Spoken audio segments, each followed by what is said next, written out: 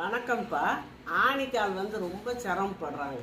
ஆணிக்கால் எதுக்கு வருதுன்னா, இந்த கல்லு கூர்மையான காலுகள்லாம் அந்த காலில் நறுக்குன்னு குத்தும் போது அந்த இடத்துல ஒரு மாதிரி ரத்தம் கட்டின மாதிரி இருந்து அப்படியே தோல் தடிப்பாயிடுறது தான். அதனால நீங்கள் கல் முள்ளு இருக்கிற பக்கம்லாம் ஆற்று மணலில் கூட நம்ம சும்மா நடக்கலாம், கடற்கரை மணலில் சும்மா நடக்கலாம். ஆனால் ரோட்டுகளில் போகும்போது செருப்பு போட்டு நடங்க.